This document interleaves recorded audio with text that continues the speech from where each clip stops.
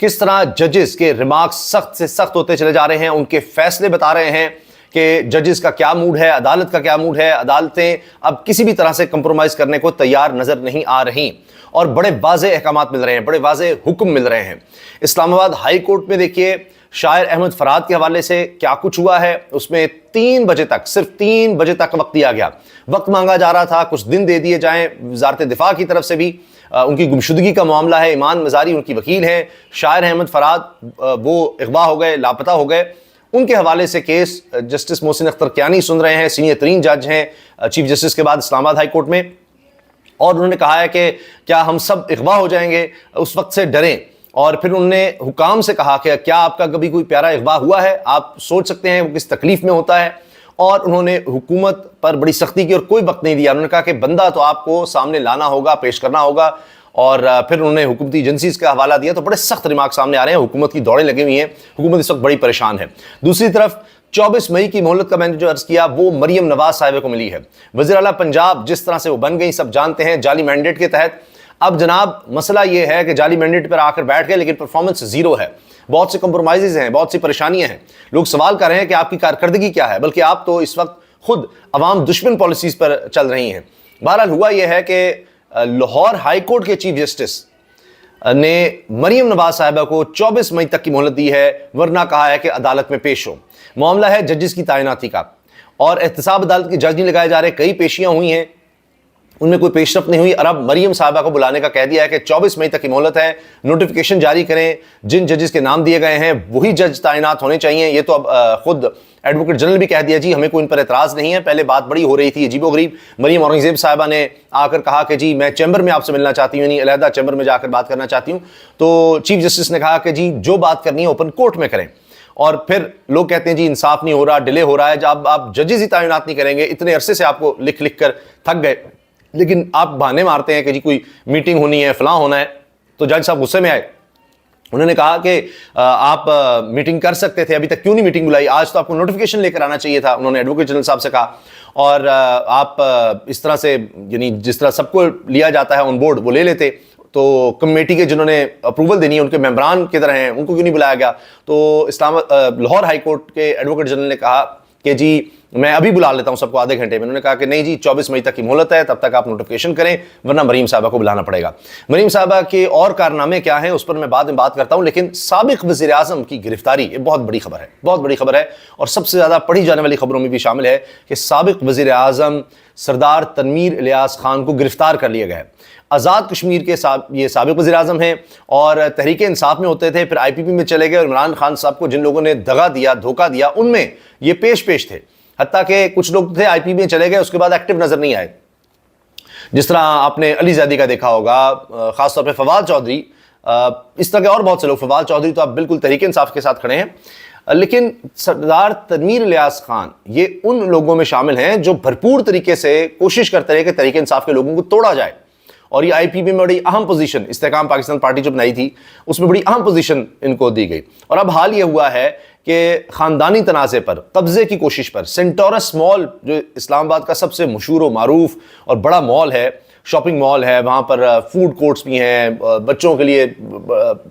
پلے ایریے بھی ہیں، اور اس کے علاوہ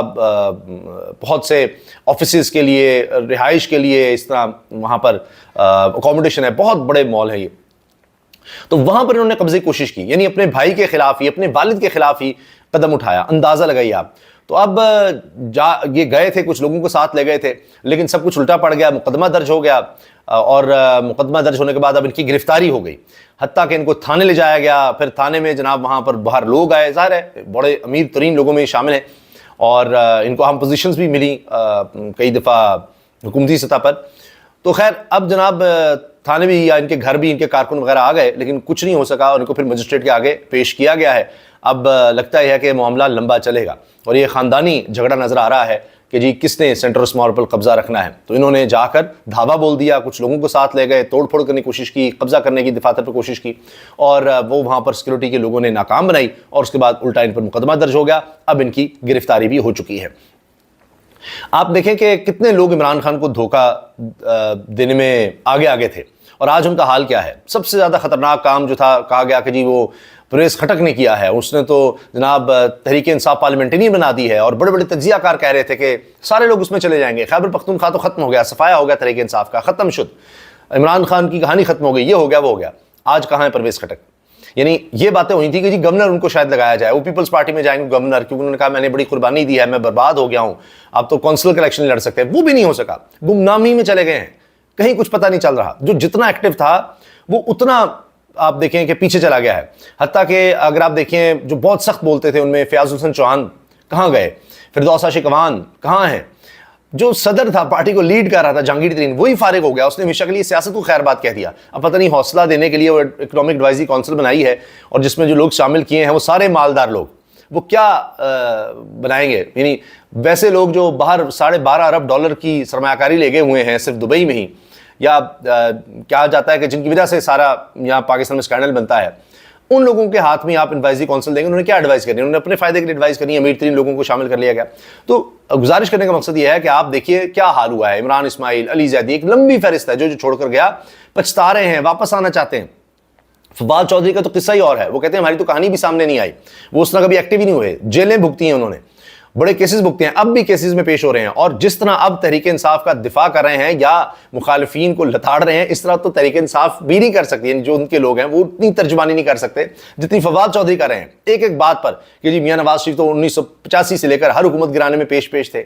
اور یہ اب تک وہی ڈیولپمنٹ کے قصے, مریم صاحبہ بھی کہ جی یہ کر دو وہ کر دو. ان کو سمجھ نہیں آ رہی کہ لوگ اب حقوق کی جنگ پر چلے گئے ہوئے ہیں. جس طرح جب یہ پارٹیشن ہوئی ہے, پاکستان آزاد ہوا, پاکستان ایک آزاد وطن بنا, تو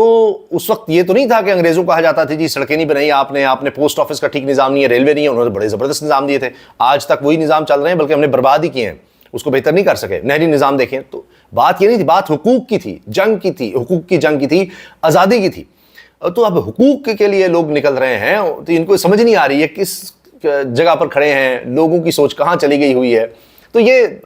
بات جناب ابھی پنجاب میں دیکھیں کیا ہو رہا ہے. مریم نواز صاحبہ جو ہیں وہ کسانوں کا باقاعدہ معاشی قتل کرنے پہ تل گئی ہیں. ایک تو ان سے گندم نہیں خریدی, اور اب پابندی لگا دی ہے کہ آپ کسی اور صوبے میں نہیں جا سکتے, گندم جا کر نہیں بیچ سکتے, کیونکہ خیبر پختونخوا کی گورنمنٹ نے کہا کہ ہم خریدتے ہیں گندم, اور نے کہا نہیں یہ کسان وہاں بھی نہیں بیچ سکتے. خیبر پختونخوا کی گورنمنٹ نے 6 کروڑ روپیہ ریلیز بھی کر دیا ہے کہ کرغزستان میں جو پھنس گئے ہیں نوجوان ان کو واپس لایا جا سکے. تو اس کے لیے انہوں نے کہا رجسٹریشن کروائیں, صرف خیبر پختونخوا نہیں کہیں کے بھی ہوں. آپ سوچئے انہوں نے 6 کروڑ روپیہ دے بھی دیا ہے, 2 فلائٹس کا بھی کر دیا ہے. یہ کام کر رہی ہے خیبر پختونخوا کی گورنمنٹ. اور جو شدید ناقدین ہیں وہ بھی مان رہے ہیں کہ علی بن گنڈا پور جو بھی ہو وہ اپنے لوگوں کے حقوق کی آواز تو اٹھا رہے ہیں کہ 18-20 گھنٹے لوڈ شیڈنگ برداشت نہیں ہے. ان کا انداز غلط ہو سکتا ہے, کچھ اور بات غلط ہو سکتی ہے, لیکن بات وہ حقوق کی کر رہے ہیں. گندم کی خریداری کی بات, پھر کرغزستان میں آپ دیکھیے کہ ان کے لیے کچھ کیا جا رہا ہے. یہاں کیا کیا, اسحاق ڈار صاحب اور وہ امیر مقام کو حاجی جائیں, وہ جی صبح اسپیشل طیارے سے جا رہے ہیں. کرغزستان جیسی حکومت نے روک دیا. میں کوئی امریکہ کی بات نہیں کر رہا یا اس طرح کوئی طاقتور ملک کی بات نہیں کر رہا, کرغزستان تک نے کہا جی آپ نہیں آ سکتے. اور یہ کہتے ہیں اچھا ہم نہیں آ سکتے, اچھا نہیں ہم نہیں آ رہے, ٹھیک ہے آپ کا حکم ہو گیا. یہ حال ہے ان کا, ہمارے وزیر خارجہ کا. تو انہوں نے کیا خاک وہاں پر جو لوگ پھنسے ہوئے ہیں ان کی کوئی مدد کرنی ہے.